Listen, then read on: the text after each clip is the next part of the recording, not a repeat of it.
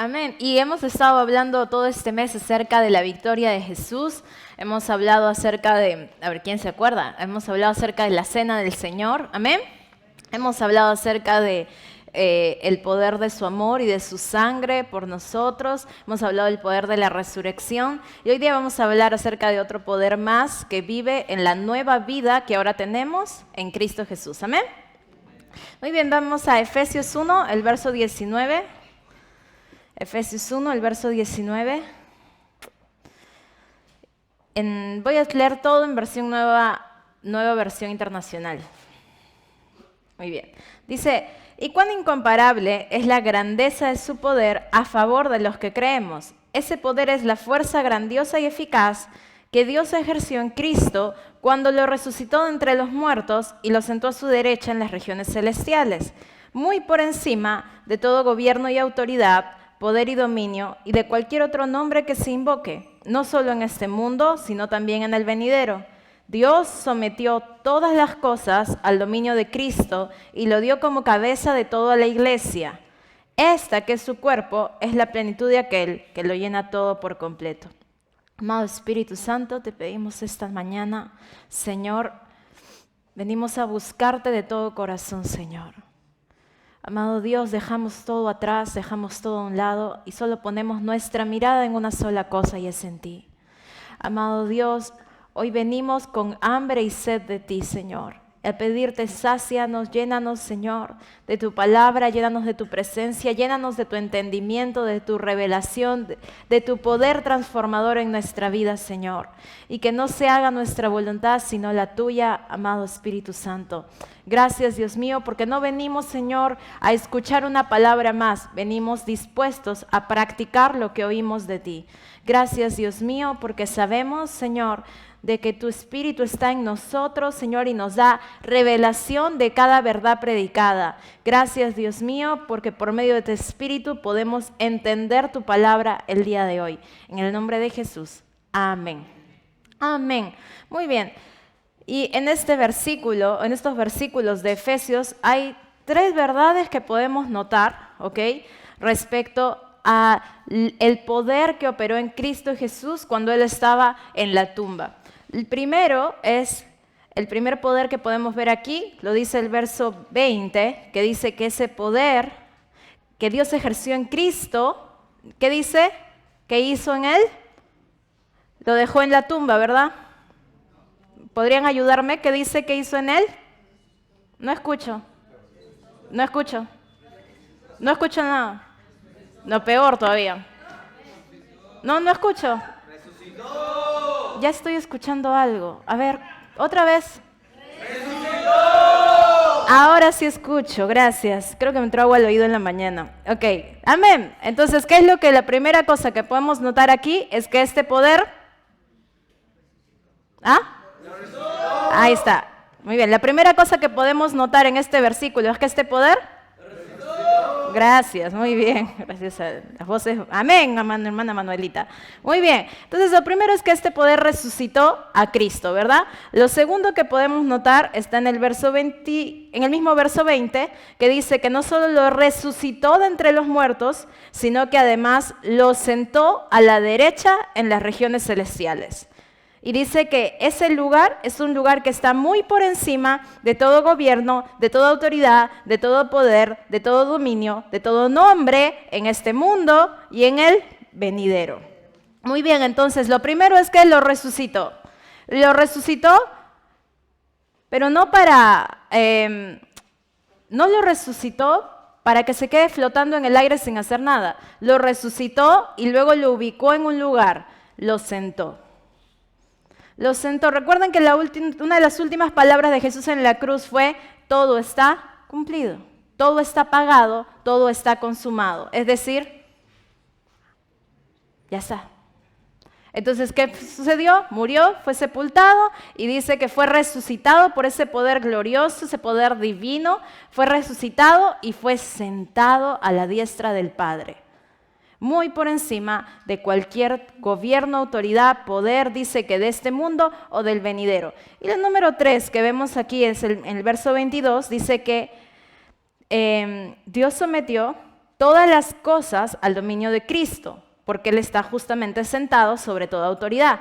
Y lo dio como cabeza de todo a la iglesia. Esta, que es su cuerpo, es la plenitud de lo que lo llena todo por completo. Entonces, lo tercero que vemos acá es que este poder resucitó a Cristo, lo sentó a la derecha del Padre y luego lo dio como cabeza a la iglesia. Y que la iglesia es la plenitud de Cristo. Es decir, que la iglesia, una vez más, es, digamos, donde habita toda la presencia, poder, autoridad, santidad de Cristo. Su plenitud, dice, está en su iglesia. Entonces, una vez más, ¿por qué? Porque estamos unidos a Él. Entonces, número 1, lo resucitó. Número 2, lo sentó a la derecha. Y número 3, lo dio como cabeza a la iglesia. Para que la iglesia sea la plenitud de Él. Porque tenemos de su plenitud y podemos mostrar esa plenitud. Entonces, vamos a un verso más, Efesios 2:6, dice, ya que esto es lo que este poder hizo en Cristo Jesús, dice uno que realmente es asombroso.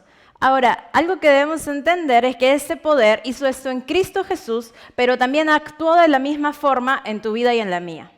Es decir, así como este poder resucitó a Cristo, lo sentó a la diestra y lo dio como cabeza a la iglesia, este mismo poder fue el que vino a actuar en ti y en mí cuando nos entregamos a Jesús. Es el mismo poder que vino a actuar, que actuó en Jesús, el que ha venido a actuar en nosotros al recibir a Cristo. ¿Y de qué forma actuó? Dice en Efesios 2:6, y en unión con Cristo Jesús, Dios nos... Dios nos... y ahora sí. Dios nos... Ahora sí lo iba a leer de verdad. Ya, ok. Dios nos resucitó. Amén. Y en unión con Cristo, Dios nos resucitó. Entonces, así como lo resucitó a Él, nos resucitó a nosotros. Tú puedes decir, yo no me he muerto físicamente, pero estabas bien muerto espiritualmente, hermano amado. Amén. Pero este mismo poder que resucitó a Cristo, nos resucitó también espiritualmente y un día también va a resucitar este cuerpo y glorificarlo para poder vivir con ese cuerpo nuevo en el cielo. Amén. Entonces el mismo poder que resucitó a Cristo, te resucitó a ti. Voltea al que está a tu costado y dile, te resucitaron. Menos mal.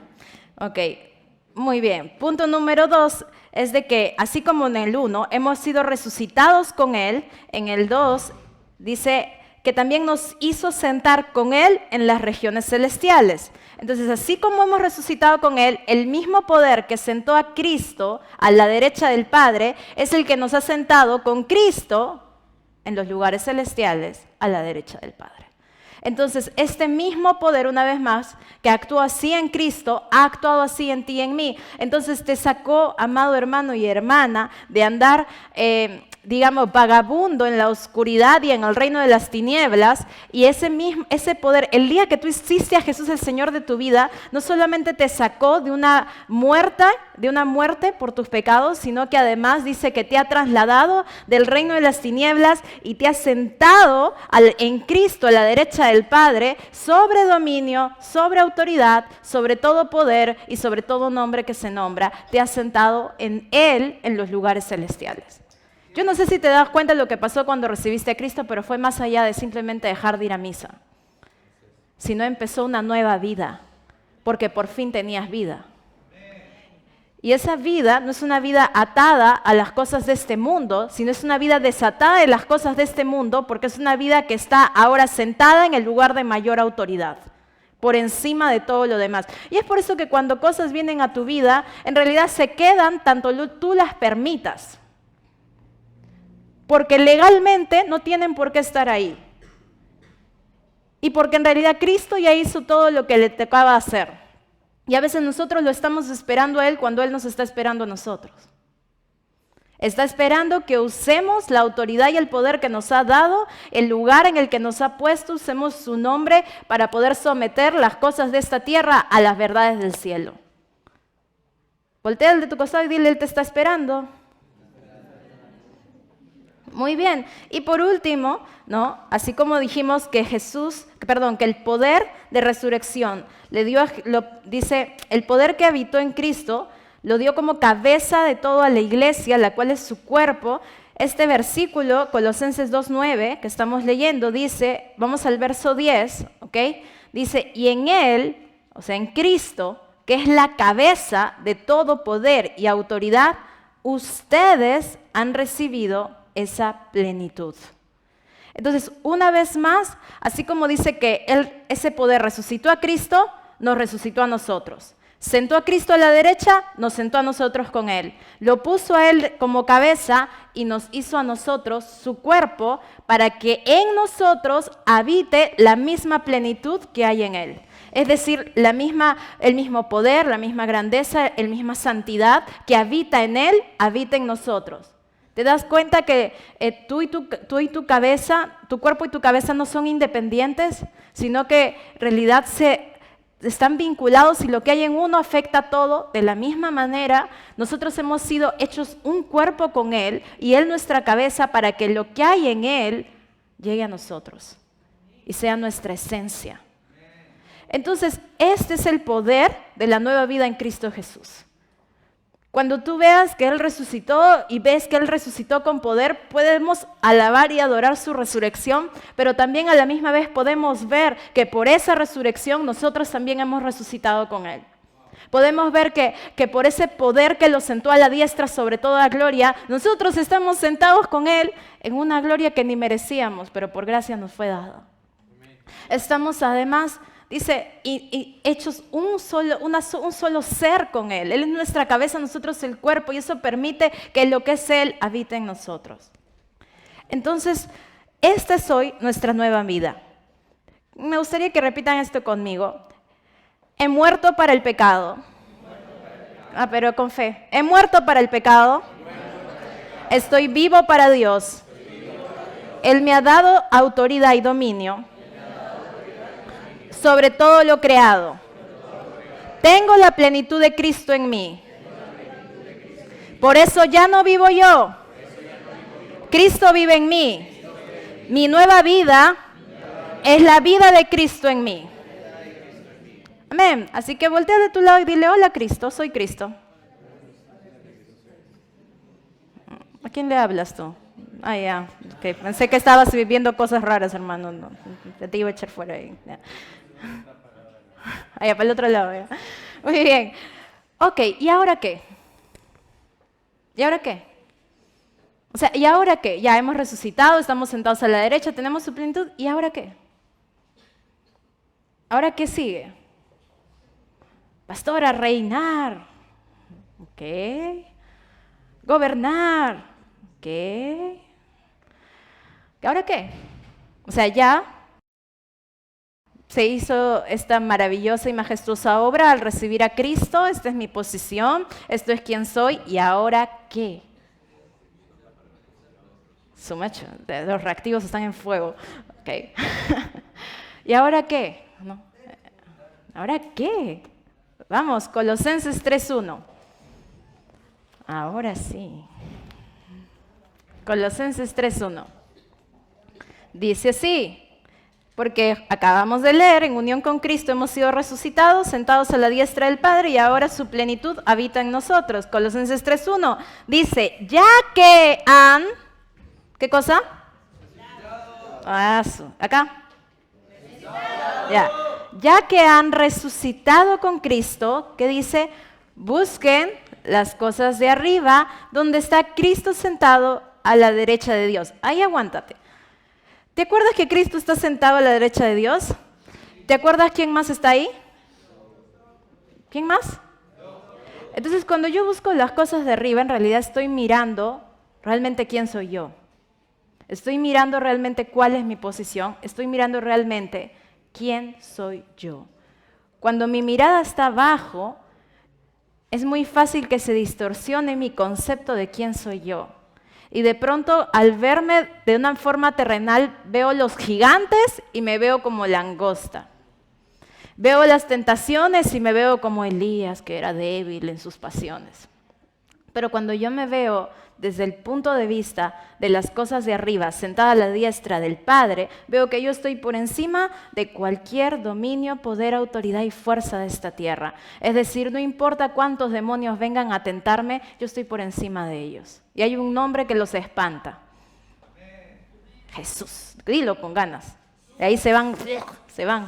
Muy bien, así, ese Benji. Muy bien, entonces dice, verso 2, concentren su atención en las cosas de arriba y no en las de la tierra, pues ustedes han muerto y su vida está escondida. ¿En dónde? Con Cristo, en Dios. ¿Y dónde está Cristo? ¿En la cruz? ¿Dónde está Cristo? ¿En la tumba? ¿Dónde está Cristo? Sentado a la diestra. Entonces dice, concentren su atención en las cosas de arriba, porque ahí está nuestra vida real. Allí estoy realmente quién soy yo. Es por eso, hermano, cuando tú tienes problemas, tú necesitas sumergirte a orar, a leer la palabra, porque esa presencia de Dios te va a recordar dónde estás tú, cuál es tu posición y qué debes de hacer. No es simplemente, cuando nosotros no hacemos eso y corremos al vecino, corremos a la derecha, a la izquierda en nuestros problemas, ¿sabes qué? O dejamos que pasen los días mientras nos preocupamos, nuestra cabeza se cocina de pensamientos terrenales. Cuando Dios quiere que libremos las batallas, mirando las cosas desde el punto real, sentado a la diestra del Padre, sobre toda autoridad y sobre todo dominio. Muy bien, entonces, pero ahí no acaba todo. Dice, verso 5. Vamos al verso 5. Dice, por tanto, hagan morir. Por tanto, es un conector de lo que se ha estado diciendo anteriormente. Anteriormente se ha dicho que hemos resucitado con Él, que estamos sentados a la diestra del Padre. Ha hablado y ha dicho ahí que hemos recibido su plenitud. Por tanto, conecta una verdad que está hablando y diciendo de que ahora nosotros estamos en Él y que ahora busquemos las cosas de arriba porque ahí estamos nosotros. Y ahora sí, dice, por eso mismo, hagan morir todo lo que es propio de la naturaleza terrenal. Inmoralidad sexual, impureza, bajas pasiones, malos deseos y avaricia, es decir, amor al dinero, la cual es idolatría. Verso 8. Dice, pero ahora abandonen también todo esto: enojo, ira, malicia, calumnia, lenguaje obsceno. Dejen de mentirse unos a otros, ahora que se han quitado el ropaje de la vieja naturaleza con sus vicios y se han puesto el de la nueva naturaleza que se va renovando en conocimiento a imagen de su Creador. Mira lo que dice, hemos resucitado, estamos sentados a la diestra, pero ¿sabe cuál es el gran problema? Es que la mayoría de creyentes que conocen esta verdad se quedan en esos versículos y dicen, entonces tengo dominio, tengo autoridad y puedo vivir feliz mi vida para mí. Y lo que está diciendo acá es que justamente todo esto sucede para que ahora ya no tengas que vivir como antes, atada al enojo, atada a la ira, a la malicia, a la impureza, a la idolatría, sino que justamente porque ahora has resucitado una nueva vida, estás sentado a la diestra del Padre, tienes poder sobre todo, dominio y autoridad en el nombre de Jesús, entonces tú ya no tienes que vivir atado a estas cosas. Al contrario, dice, deshazte de ellas, porque ya no te pertenecen, son de la vieja naturaleza, ahora tú tienes una nueva que se va renovando conforme nos vamos acercando al Creador. Pero a veces, hermanos, nos gusta la parte, una parte, digamos, de nuestra nueva vida, que es la que dice lo que Cristo ha hecho por nosotros, pero cuando nos toca a nosotros hacer algo, nos hacemos los miopes.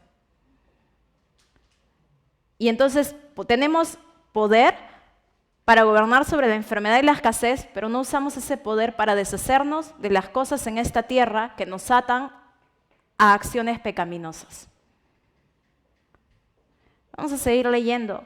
Dice el verso 12, por lo tanto, como escogidos de Dios, santos y amados, vístanse de afecto entrañable y de bondad, de humildad, de amabilidad y de paciencia, de modo que se toleren unos a otros y se perdonen si alguno tiene queja contra otro, así como el Señor, perdonen también ustedes.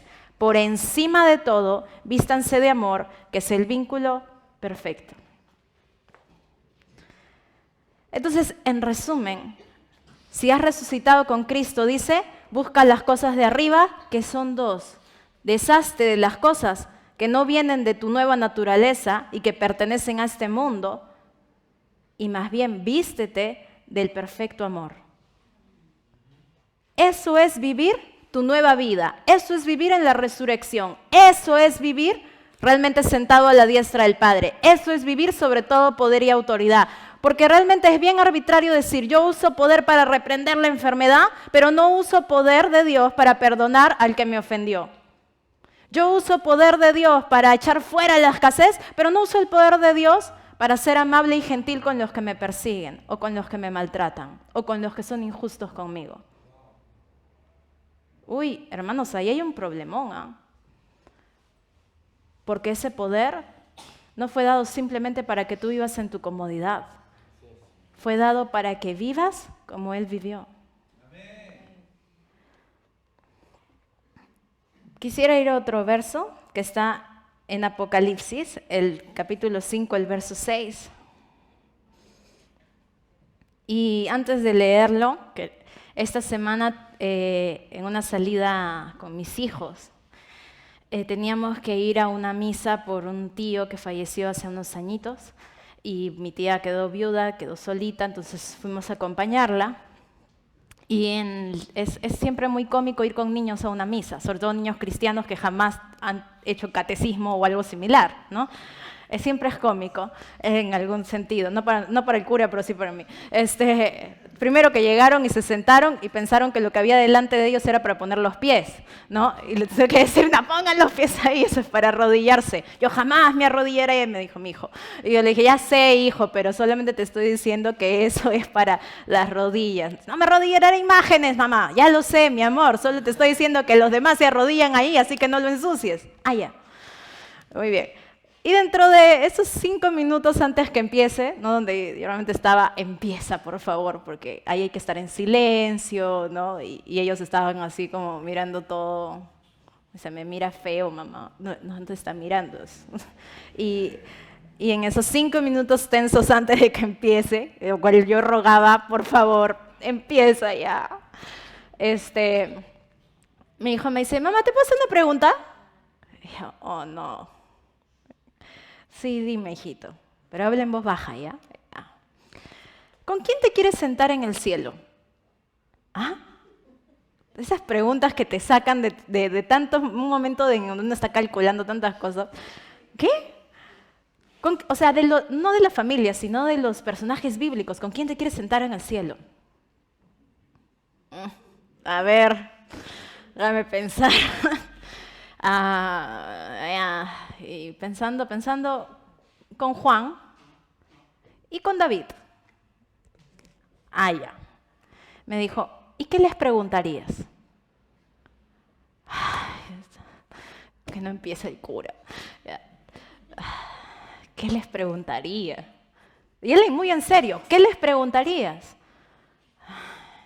Pensando cosas que nunca piensas, ¿no? En ese momento. Bueno, Juan le preguntaría cómo fue vivir después de haber tenido la revelación del Apocalipsis. ¿En qué cambió tu vida? Después de haber visto el trono, los seres vivientes adorándolo, todas las tribus, las lenguas, razas adorando al Señor, los millones de ángeles adorándolo, la victoria en los últimos tiempos, cómo el Señor vence al anticristo, al profeta, a la bestia.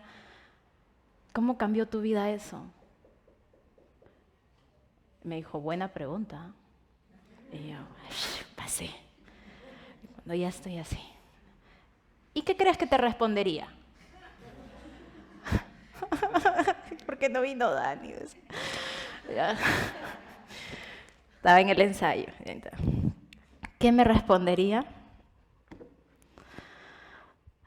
¿Qué me respondería? Pensaba. Y en eso me acordé.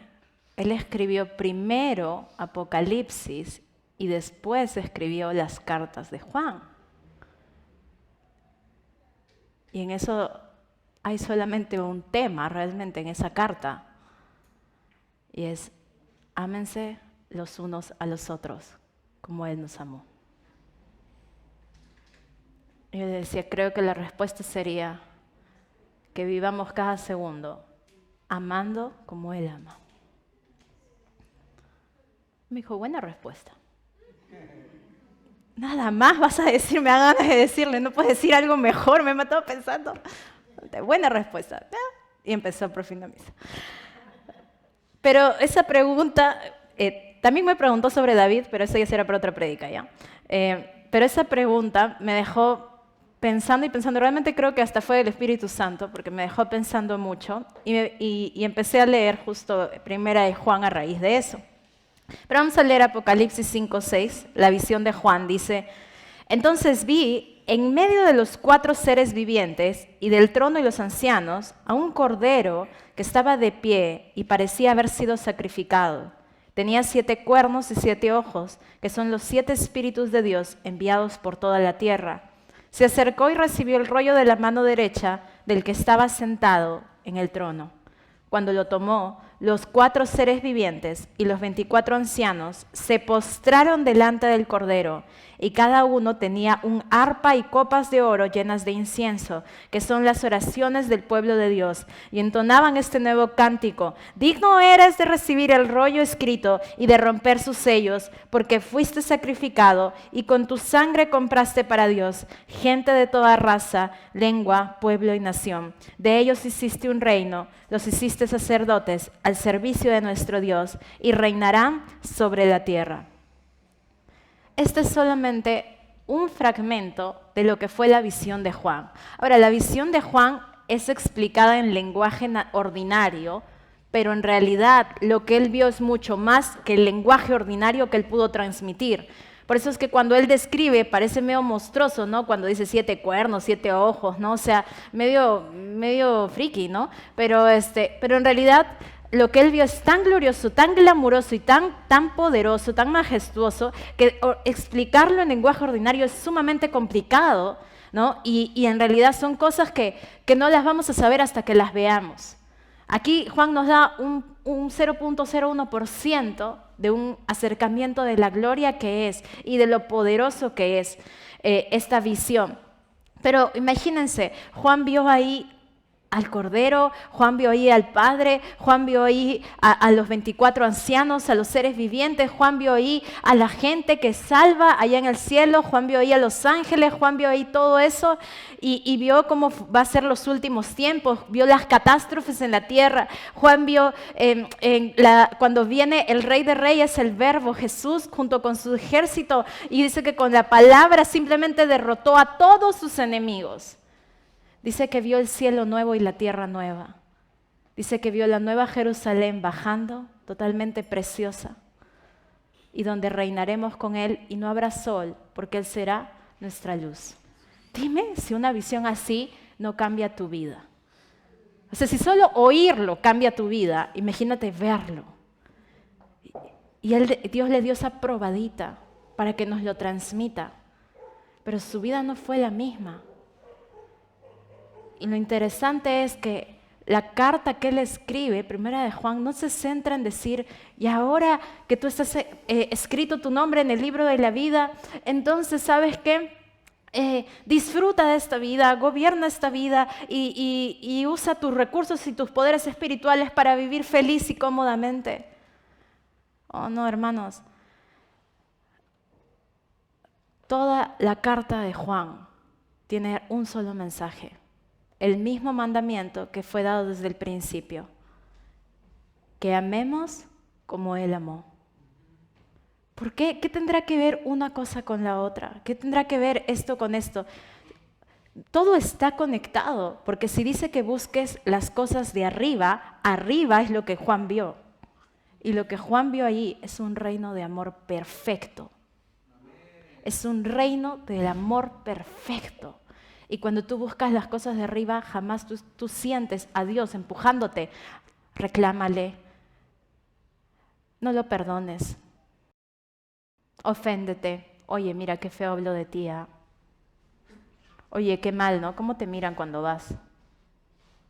Cuando tú buscas las cosas de arriba, tú siempre vas a tener al Señor empujándote a amar, a perdonar y a pensar en pureza como Él piensa.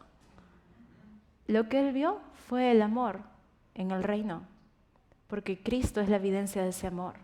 Él no vio a los 24 ancianos peleándose, tú eres bautista, tú eres carismático, tú eres pentecostal, tú eres MMM. Él no los vio peleándose.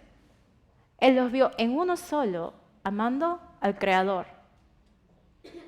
Allá, Él no vio peleas, no vio murmuraciones, no vio malicia. Y dice, por eso, es que así debemos vivir aquí. Si ya pertenecemos allá, ¿por qué acá vivimos como los terrenales, en enojo, en ira? Te digo una cosa, ¿sabes cuál es el lugar que más debe reflejar ese reino de amor? Nuestra casa. Y es el lugar que menos refleja el reino de amor, porque a veces es más fácil amar a los que no conocemos que a los que conocemos bien y saben dónde darnos. Pero cuando tú buscas las cosas de arriba, hermano, solo hay una palabra que describe las cosas de arriba y es el amor. Y cuando tú buscas el amor y tú vives en ese amor, recuerda algo, siempre ganas. Porque Dios es amor y en Él habita todo el poder. Dios siempre vence, por tanto, el amor siempre vence. El amor incondicional siempre vence. Con mi esposo fuimos aprendiendo mucho en estos años. A veces nos dolía mucho ver cómo hijos espirituales que habían vivido hasta en nuestra casa o crecido con nosotros en un tiempo, ¿no? Y que hemos sembrado en ellos y hemos sembrado económicamente y hemos sembrado en tiempo y hemos sembrado en palabra y de pronto veíamos que se resentían porque los corregíamos en algo y se molestaban y se iban hablando mal y nos dolía mucho. Pero en un comienzo definitivamente sí nos afectaba y por ese lado como que tratábamos de tener distancia, ¿no? Y incluso, o sea, ya ni le saludábamos por el cumpleaños, ya, o sea, nosotros marcábamos nuestra distancia como diciendo, ¿no quieres saber de mí? Ya pues, ¿no? Te hago el favor. Y en un comienzo actuábamos así porque en un sentido nos dolía y pensábamos de esa forma, no nos va a doler menos y por otro lado no molestamos a la otra persona, ¿no? Pero saben, en el transcurso de estos años también el Señor nos mostró, realmente con su gran paciencia, que Él no actúa así con nosotros. Que aunque nosotros hemos podido ser tantas veces infieles, Él siempre permanece fiel y con los brazos abiertos, listo para restaurarnos. No quiere decir que no nos confronta, pero nos confronta para restaurarnos y para que seamos sanos. Y entonces empezamos a hacer eso y empezamos a encontrar algo. Que de pronto, aquellas personas que se ofendían con nosotros, al ver que no recibían la misma respuesta de ofensa, se cansaban de estar ofendidos. Entonces regresaban y nos decían, ¿sabe qué? Me ofendí por esto, perdóneme. ¿Sabe qué? O si no, a veces los saludábamos por sus cumpleaños, en mensajes, en llamadas, y nos decían, wow, gracias, no me lo esperaba, ¿no? Y esa respuesta de amor, ¿sabe qué hace? Atrae. El resentimiento o la ofensa, dice la Biblia, pone una pared divisoria entre los amigos, pero el amor cubre multitud de faltas. Y eso atraía de vuelta sus corazones a nosotros y a Dios. Y nos dimos cuenta que ese era el mejor puente. Pero como siempre, Dios no se queda ahí. Cada vez fuimos desafiados a ser aún más amorosos, aún más amorosos. Y era como que, ok, Daisy, ¿te quieres resentir conmigo? Está bien, puedes hacerlo, es tu decisión, yo no mando en tu corazón. Pero ya te fregaste ya, porque ahora te voy a amar el triple. Voy a orar por ti el triple, te voy a bendecir el triple. Y si te puedo hacer el bien el triple, créeme que lo voy a hacer. Y de pronto, o sea, nos decían, normalmente los campamentos son avivamientos, ¿no? Entonces de repente nos decían, tal quiere ir al campamento. No viene a la iglesia hace 2 años, se fue hablando pestes, ¿no? Nos decían, tal quiere ir al campamento. Ya, que vaya, pero no tiene plata. Nosotros queremos sembrárselo. Y no, sin tener la semilla, pero creyendo por la semilla, pero nosotros queremos sembrárselo. Una vez más, ¿por qué? Porque el amor atrae de vuelta el corazón de los perdidos al corazón del Padre. Pero la ofensa los aleja. A veces cuando nos ofendemos pensando es justo, pero en realidad lo que hacemos es alejar a esa persona del corazón de Dios. Pero cuando los amamos y los perdonamos, acercamos sus corazones al corazón del Padre. Porque si te ofendió, seguro es porque necesita un cambio de parte del Padre. Bueno, lejos del Padre no lo va a conseguir. Necesita acercarse al Padre. Fueron pasando los años y nos encontramos con otro escenario. Nos encontramos con el escenario de los padres, de los jóvenes, que venían y nos decían, me he enterado que mi hijo ha hecho esto, que mi hijo ha hecho lo otro, que mi hijo ha caído en pecado sexual, que mi hijo está haciendo esto. Estoy decepcionado, estoy molesto, estoy triste. Y una vez más, ¿cuál es el consejo? Hermano, molestarte con tu hijo y resentirte con él no atrae a ningún hijo al arrepentimiento.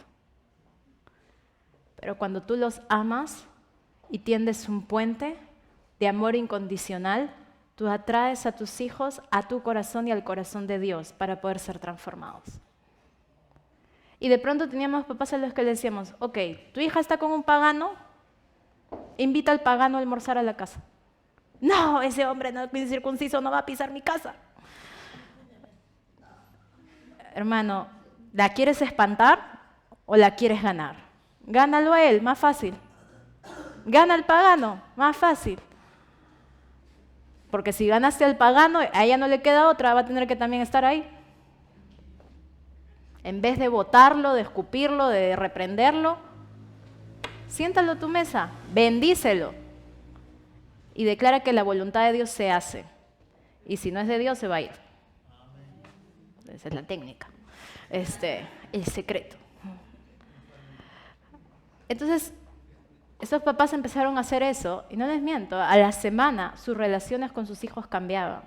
Y a las 2 semanas, también los hijos, las hijas, iban tomando decisiones diferentes. Hace poco también hablando con unos padres que habían descubierto que su hijo había caído en fornicación. Estaban muy dolidos porque lo habían criado desde niño. Les dije, en primer lugar, no está bien que tengas una expectativa de que tus hijos van a ser perfectos. Porque si el golpe te duele, es más por ti que por ellos. Pero en segundo lugar, ¿y qué vas a hacer? ¿Lo vas a mirar diferente? ¿Lo vas a tratar diferente? ¿O vas a hacer lo que Jesús hace? Ámalo, acércalo a tu corazón. Y obviamente eso siempre trae resultados de restauración. En una ocasión unos papás fueron con el pastor Hernán y le dijeron, mi hijo quiere ahora hacerse esos cortes nuevos donde se pelan una parte de la cabeza y en la otra tienen pelo, ya, tú sabes, indirectas al pastor Dani, ¿no? Y esa rebeldía en ese cabello lo quiere expresar, está loco mi hijo, que no sé cuánto, y encima quiere ser barbershop, ¿qué cosa le pasa a esta criatura, no? ¿Qué demonio reprendo? ¿Qué espíritu es, pastor? Mi papá le dice, llévalo tú a cortarse el pelo y cómprale la ropa que quiera. Y este hermano que fue le dijo, pastor, ¿qué habla? Es su cabello. ¿Quiere cortárselo así? Llévalo que se lo corte. ¿Quiere vestirse de negro? Llévale, cómprale la ropa negra, te va a salir más barata, la tela por metro. Cómprale la ropa. Pero que vea que no te importa cómo es, sino quién es tu hijo. El amor atrae, la ofensa espanta. ¿Saben, hermanos?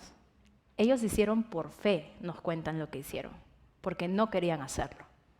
Ellos son de corte tradicional. Él es el señor del terno y el cabello cortito, ustedes saben, ¿no? Entonces era un sacrilegio hacer eso con su hijo. ¿Te imaginas a tu abuelito llevándote a ti a que te corten el cabello así, a que te compres la ropa así, con los jeans rotos y todo eso? No, pues antes ahorita se estaría revolcando su tumba, ¿no? Entonces, de alguna manera era algo así la situación. Pero este hombre dijo, voy a hacer caso al pastor, por algo tiene más años. Y se llevó al chico y le compró la ropa con sus jeans rotos, su ropa negra, ¿no? Ni siquiera es su talla y todo eso. Y le cortó el pelo así medio raro, ¿no? En fin, como le gustaba. A partir de ahí, su relación cambió con su hijo. Totalmente. Su relación de lo que era total, siempre fricción, discusión, crítica, empezó a cambiar. Y su hijo empezó a abrirse con su papá. No pasaron realmente ni 2, 3 meses y el chico se había apartado ya de las malas amistades. Había dejado a esas personas de mala influencia. Y aunque no había cambiado en sí su forma del cabello ni de la ropa porque eran sus gustos, ¿no? Empezó a parar más con sus padres, con su familia y con los amigos de la iglesia. Y su vida empezó a cambiar. Y realmente hablábamos con sus padres la otra vez y nos decían, es otra persona, no lo reconozco. ¿Sabe por qué? Porque el amor atrae. Pero una vez más, la ofensa, el juicio, la condenación aleja. Y una vez, es increíble que nuestras casas, ¿no? Siendo el lugar que deben reflejar el reino de Dios en el amor y su plenitud, muchas veces lo que reflejan son distancias, reclamos, reproches, hijos con reproches a los padres, esposos con reproches a su esposa, esposas con reproche al esposo, padres con reproche a sus hijos. Yo te digo una cosa, hay algo que el Señor a mí me enseñó hace unos años y hasta ahora no me lo puedo sacar de aquí porque prácticamente me selló con esa palabra, y es: el amor nunca guarda lista de reclamaciones. Nunca. El amor da sin reproche. Ese es el nivel de amor. A veces pensamos que el amor es simplemente sentirnos bien con los demás, no tener nada en contra del otro, no tener odio, y ahí estamos bien. El amor eso no es así, el amor no es pasivo, el amor es activo. El amor te moviliza a la acción del dar sin reproche.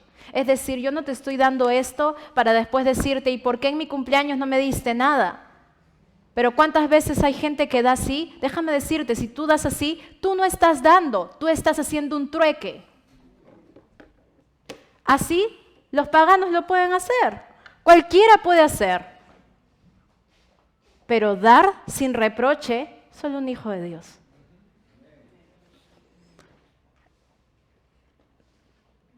Ahora sí, quisiera que pongas Primera de Juan, el capítulo 1.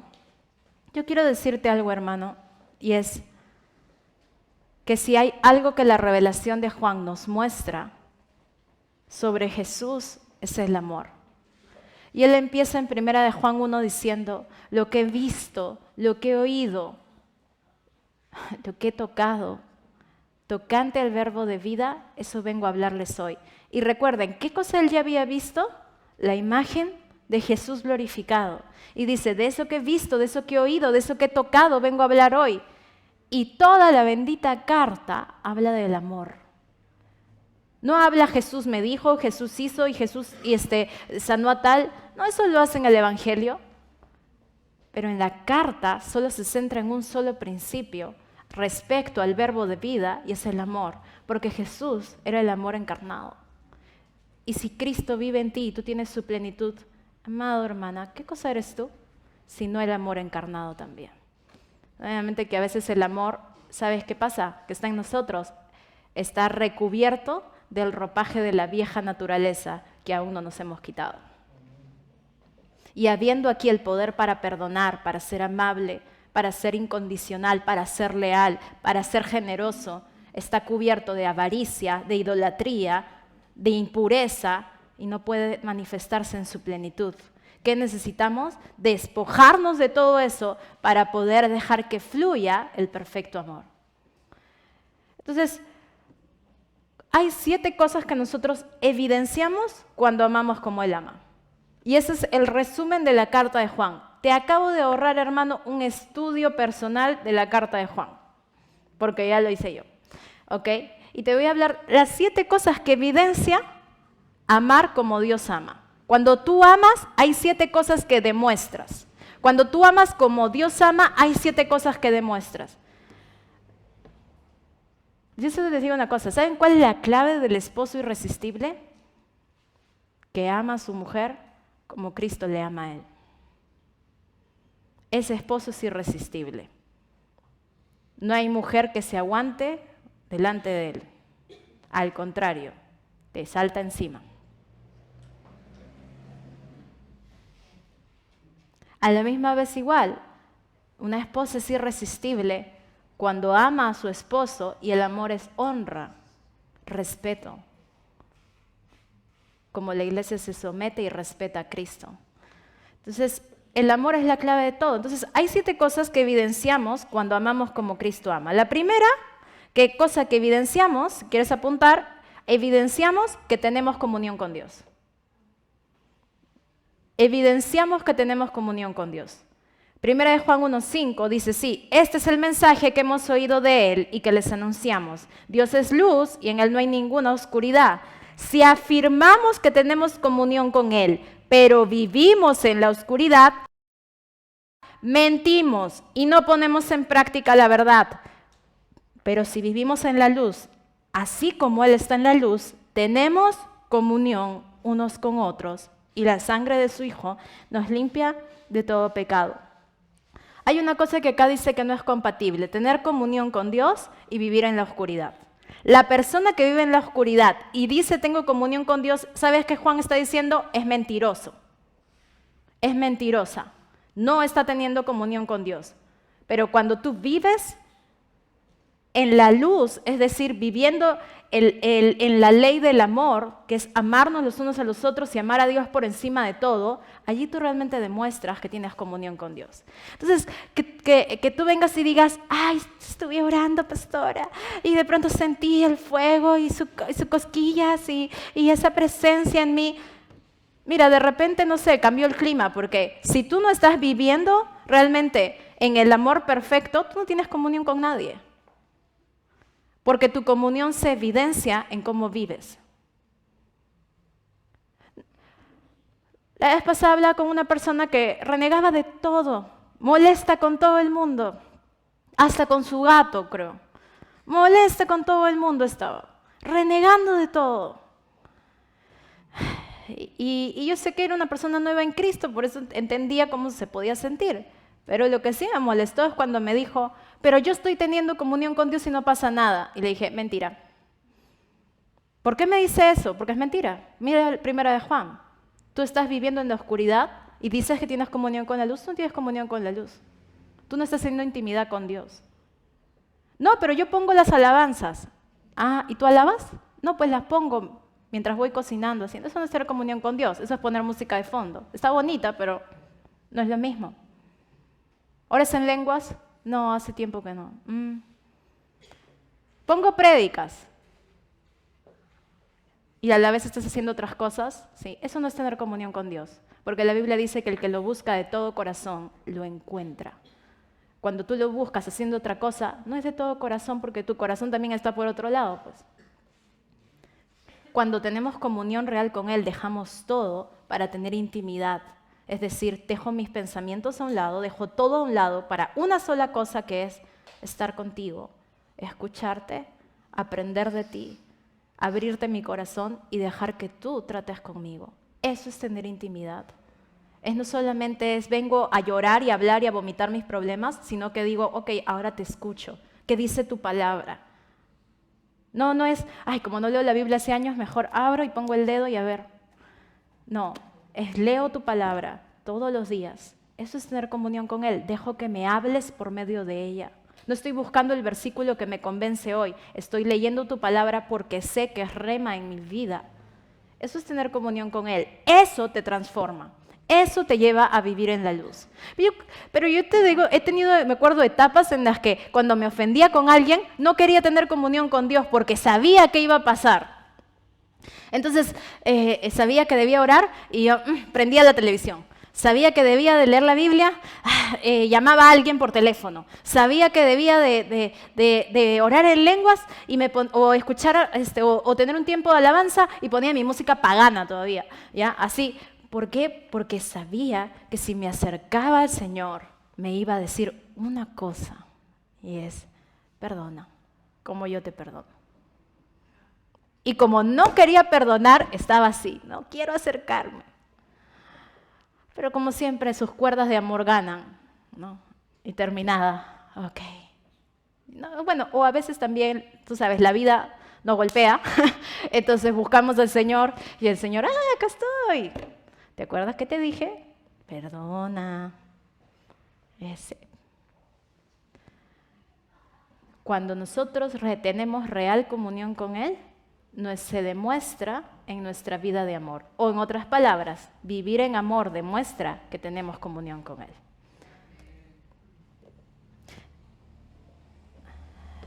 La segunda evidencia muestra que conocemos a Dios. Cuando amamos como Él ama, evidenciamos, número 2, que conocemos a Dios. Primera de Juan 2:3 dice así. Primera de Juan 2:3. ¿Cómo sabemos si hemos llegado a conocer a Dios? Pregúntale al de tu costado, ¿cómo sabes si has llegado a conocer a Dios? ¿Cómo sabemos si hemos llegado a conocer a Dios? Pastora, porque yo hablo en lengua. Pastora, porque yo fluyo en la adoración bien ricky. Pastora, porque yo he predicado y la gente le encanta cómo predico. Mira lo que dice acá. ¿Cómo sabemos si hemos llegado a conocer a Dios? Si obedecemos sus mandamientos. Su macho. ¿Te das cuenta que los dones no son una evidencia de conocer a Dios, sino es la obediencia a sus mandamientos?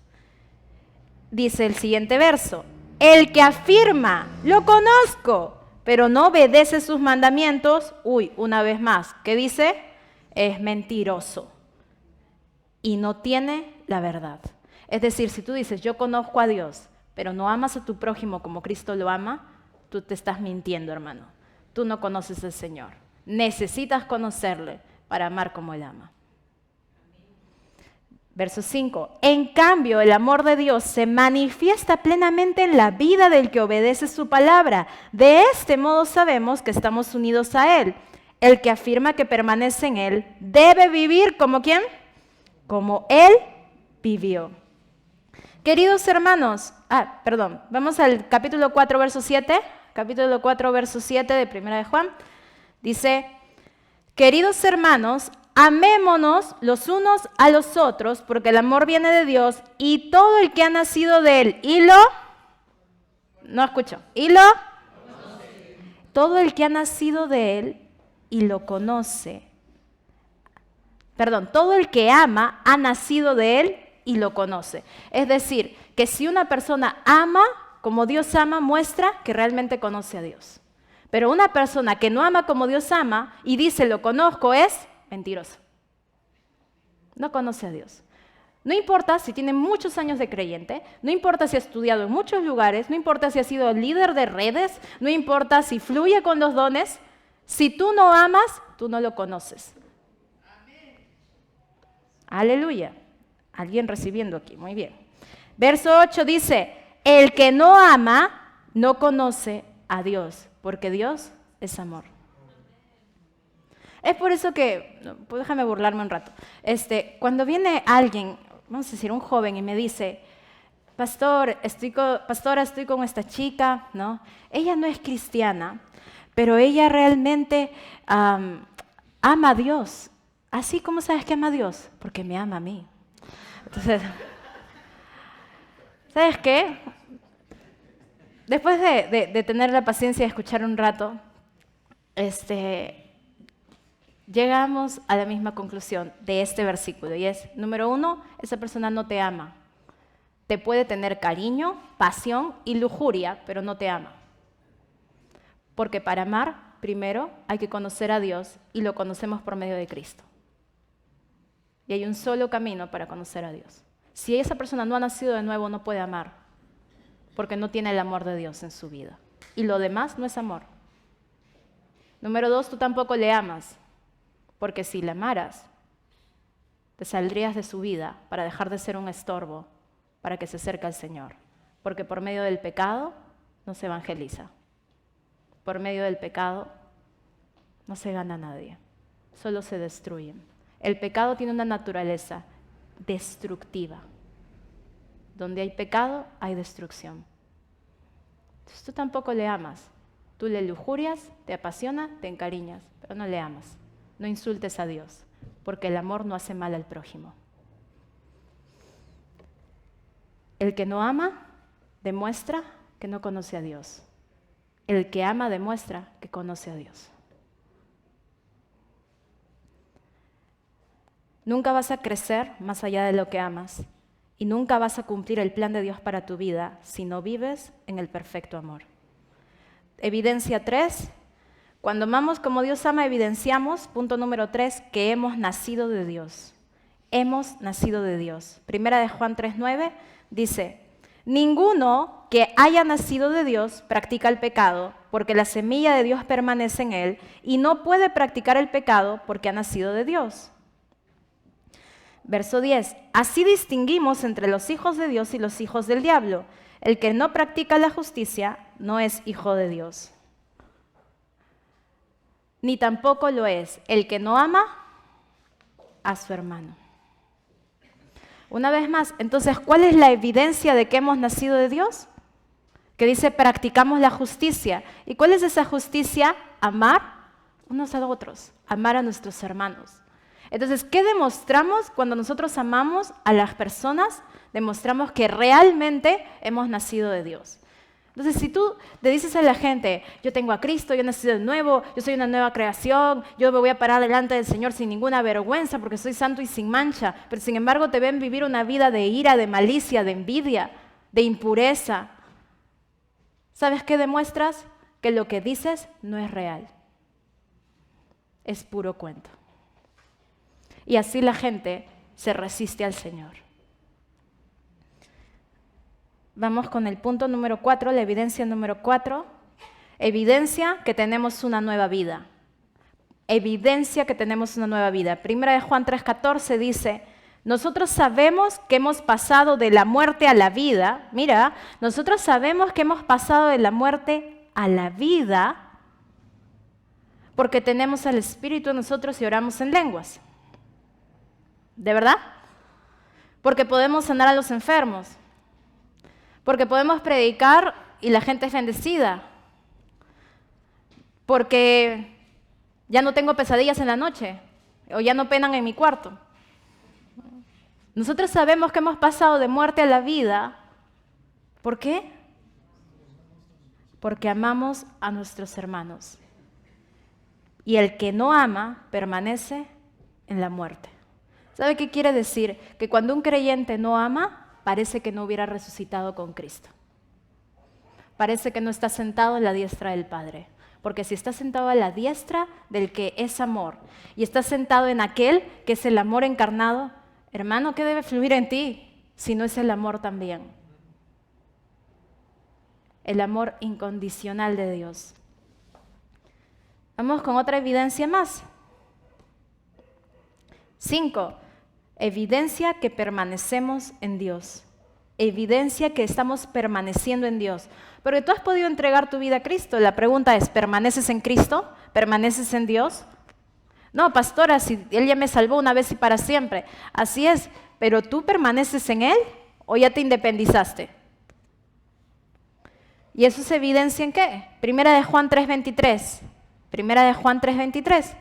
Este es su mandamiento, que creamos en el nombre de su Hijo Jesucristo y que nos amemos los unos a los otros, pues así lo ha dispuesto.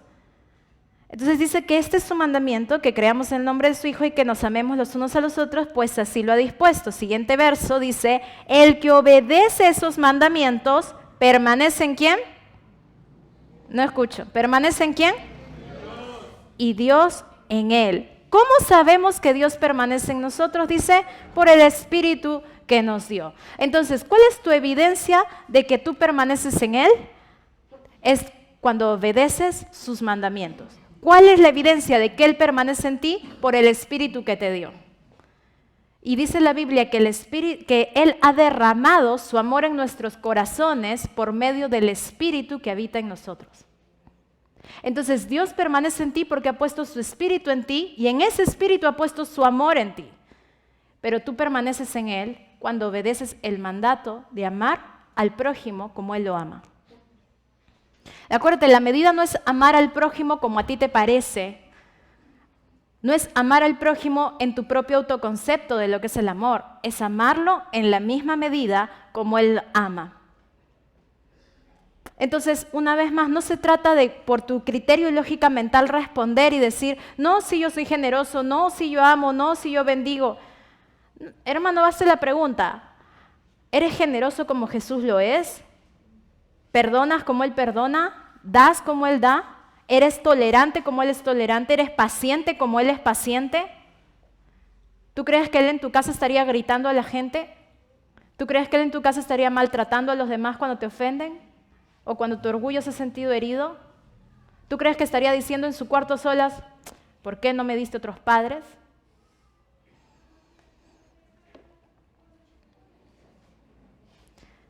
Evidencia número 6.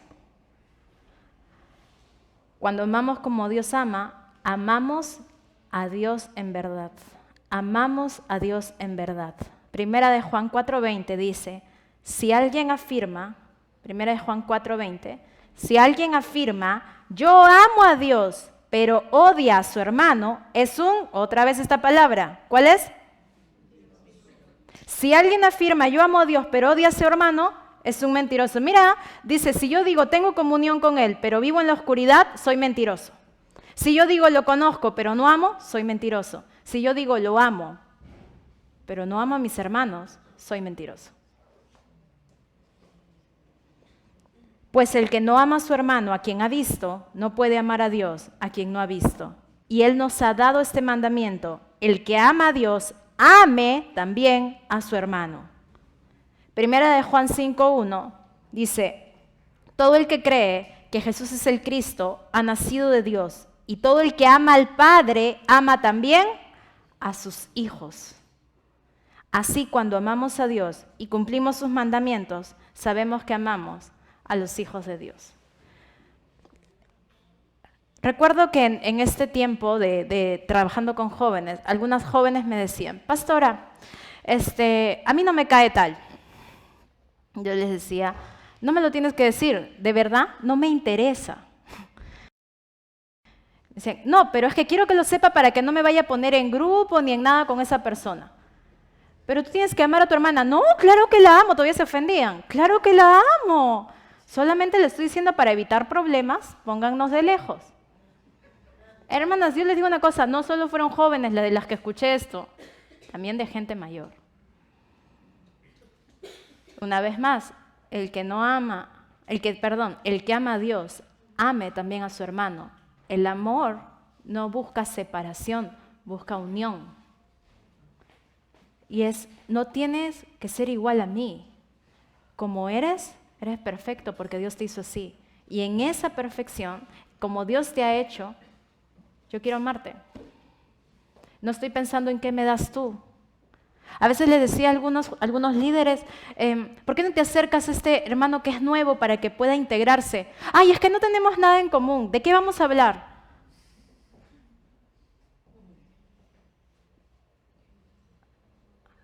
¿Cómo lo vamos a ganar si no lo amamos?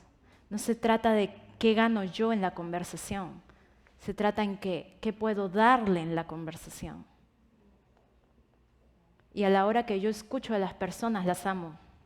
A la hora que me importan las cosas que esas personas pasan, las amo. A la hora que me importan las cosas que le gustan, las amo. Pero cuando estoy pensando en lo que me gusta a mí, en cómo me siento, en si me siento cómodo, en si de verdad me siento feliz aquí, eso no es amor. Eso es egoísmo. Eso es egocentrismo. Eso es inmadurez. Eso es niñería. Así, verso 2 del capítulo 5 dice, así cuando amamos a Dios y cumplimos sus mandamientos, sabemos que amamos a los hijos de Dios. Y la última evidencia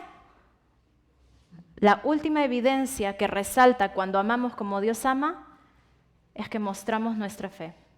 Mostramos nuestra fe.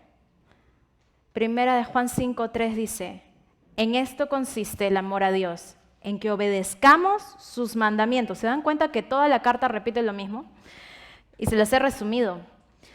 En esto consiste el amor a Dios, en que obedezcamos sus mandamientos, y estos no son difíciles de cumplir. Y este verso me hizo acordar a personas que me han dicho, no, pastora, es que es muy difícil aguantar a esto, usted no vive con él. Oh, pastora, es que hace cada cosa que me irrita. Oh, pastora, yo no puedo perdonarle esto, al menos ahorita no. Va a llegar el tiempo de Dios para hacerlo. ¿Sabes cuándo es el tiempo de Dios? Ayer, ¿ya? Ayer para que lo hagas. Y entonces, y hay personas que dicen, no, es que todavía esto es muy difícil, pero esa misma persona está diciendo, pastora, yo he creído y yo sé que el Señor trae a la mujer para mi vida. Yo le creo al Señor. Yo creo en el Señor, que Él tiene planes grandes para mí, que las montañas y los gigantes se mueven. O sea, ¿tienes fe para eso y no tienes fe para amar? No tienes fe en realidad. Porque usamos nuestro poder, autoridad y el nombre de Cristo para las cosas que recibimos, pero no usamos ese mismo poder y autoridad para ir por encima de las tinieblas y amar al prójimo como Él le ama. No usamos ese poder para perdonar, no usamos ese poder para ser pacientes. Dices, no puedo. ¿Por qué estás en el lugar de autoridad y dominio entonces? Porque sí puedes. Puedes ser paciente, puedes ser tolerante, puedes ser amable, puedes perdonar. Pastora, pero hay cosas que son imborrables. Yo he ministrado a mucha gente abusada sexualmente. En realidad es una de las cosas que Dios nos encargó hacer a mí y a mi esposo. Hemos ministrado niños, jóvenes, adultos y ancianos. Y es una de las ofensas más dolorosas que puede haber. Cuando yo he ministrado, a veces he sentido lo que esa persona siente hacia ese abusador o abusadora. Y he podido sentir ese rencor o ese odio, esos reclamos o ese dolor o ese reclamo de malograste mi vida. No te lo voy a perdonar. Pero qué glorioso es saber que estamos sentados sobre todo poder, sobre toda autoridad, sobre todo dominio, y que tenemos la plenitud de Cristo para que así como Él perdona, también podemos perdonar. Nuestra fe no es para ser usada solo para lo que nos conviene, entre comillas, sino también es para ser usada para amar incondicionalmente. Porque si te digo, para amar al prójimo necesitas creerle al Señor. No es fácil. Yo he sentido que cada vez que el Señor me llevaba a conocerle más, a mayor intimidad, de pronto venía una ofensa contra mi vida que tenía que perdonar. Y era como, Señor, ¿para qué me haces, subir, digamos, a ser promocionada en tu corazón? Sí, y luego todo esto es como que me lo tira al piso. O es como algunos jóvenes me contaban, no, pastora, llego feliz del campamento y mis papás me tratan hasta el queque. Hermano, ¿sabes qué? Recíbelo con gozo, porque estás recibiendo tu prueba de fe, de que conoces a Dios y de que has tenido realmente comunión con Él. De que realmente has nacido con Él. Entonces aprendí realmente que las ofensas en la vida son, en un sentido, un escalón para ir un paso más arriba en el amor de Dios.